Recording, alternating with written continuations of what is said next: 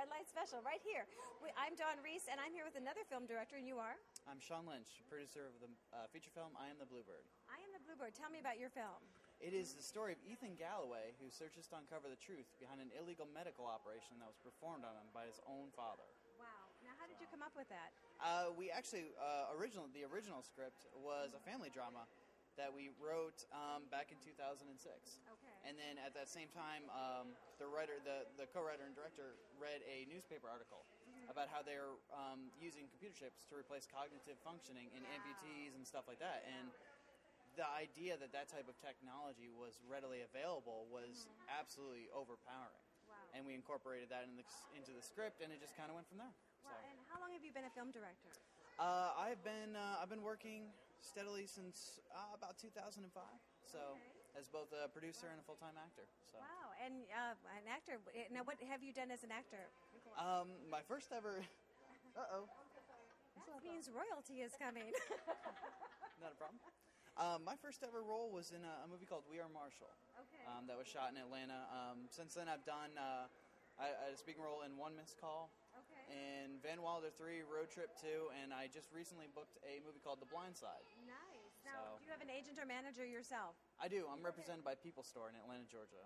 You know what? Because I have a lot of producer and director friends, and they produce films like yourself, and also they are out there making things happen themselves as getting represented. So, you know, in this business, you can do that. You do the full circle.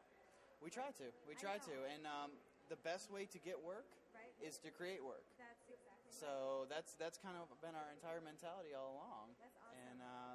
And what is your website? Our website is, for our company website is www.skylightcinema.com. Okay, skylightcinema.com. And then our production, I Am the Bluebird, is I've been talking a lot today. www.iamthebluebird.com. iamthebluebird.com. So, and it's got the trailer on there, and it has blog from both myself and also the co-writer-director. Perfect. Do you have any clips we can add on our show? You know, any trailers? Yeah, the trailer to the movie is on the website and everything like that, and they're downloadable, and also some of the music that was written for the movie is also downloadable. That's awesome. Is it showing tonight? You know what? We had our world premiere in Atlanta last week. Okay. And then at this festival, we showed Thursday night, and they asked us to do a second screening today, but it was at 4:45, and it just ended. Oh, did it? Okay. So, yeah. That's okay. You know, when we look at the website, we'll get everything. Now, I have some moms here, but, you know, a lot of people ask me about sending pictures. Can we send pictures and resumes over to you for future events? Some say yes, some say no. All I have to do is ask. It really just depends on the person that you're sending them to. Right. For example, casting directors, no, never solicit a headshot and resume to a casting director. Casting director, just because they're so busy, and they've got so many people that they're always looking for. I would wait until you read something or are contacted by the casting director to send stuff. As far as producers and stuff like that, I have a trunk case in my house that is up to here with everybody that we've ever seen for our movies. Wow. And we keep everybody on file, and when we were casting I Am the Bluebird, we went back through all those people and everything like that and actually called a few of them in. Wow. So did you hire kids for your movie at all? We did. We had a character named Devin. Hey buddy, how you doing? A character named Devin who was a 10-year-old boy, and then Blakely, an 11-year-old girl. And how did you find them? What inspired you to hire them as an actor? They were actually, we went through a lot of the agencies in Atlanta. And through the course of, we saw people how many days? 4 days. Okay. And we probably saw a couple hundred kids. Okay, I know. So and how about callbacks? Because I know moms have questions, and how about callbacks? Do you remember how many times they were called back for your movie? The kids were only called back once. Wow. Kids are really hard to schedule. Because you're not just scheduling the kid, you're scheduling the mom or the stay-at-home dad or a babysitter or whatever. So we didn't want to pull them away too much. Gotcha. So we went through the tapes thoroughly when we were looking at these kids, and we selected four boys, 4 girls that we wanted for these roles. But did they have a script or did they have a monologue? Do you remember? No, we prepared sides. Okay. The Devin role had a 2-page scene that he had to do, and Blakely was it was the same scene, 2 pages. Wow, and so I know as casting, because I've helped with shows too, I know you only have seconds to see that kid on camera when you have hundreds. And so you're looking at it and you say, that's it, that's what we're looking for. As far as casting goes, you know as soon as they walk in the door whether or not they're going to be right or not. Right. And as an actor, that's great if it's you, but it's not so great if it's not you. But just as soon as they walk in the door and you see them, and then they open their mouth and they start talking, you know it. You absolutely know it. So. Exactly. Well, I have some moms with inquiring minds because I know it's hot here behind the lights. I'm going to take over here. Hi, I'm Jennifer. I'm Sean Lynch. Nice to meet you. Same. This is my daughter. What's your name? Maddie. Maddie. Maddie, hi, honey. How are you? And this is Jeannie Taylor. You and I spoke earlier. This is my son, John Taylor. Hey, buddy. Can you speak to Sean? Say, hey, Mr. Sean. You can. He's like, what are I talking at? So we are trying to get our kids in this industry. Okay. And they're both very outgoing and really we're really pushing them hard. Good. So we're working with Miss Dawn right now. And so our major question is to you, how do we promote our kids the best, do you think? You know what? The best way to get kids involved is to go through classes. I can't speak for Tampa, unfortunately. I'm not local. I'm from Atlanta. But in Atlanta, there are a number of places that they can take classes.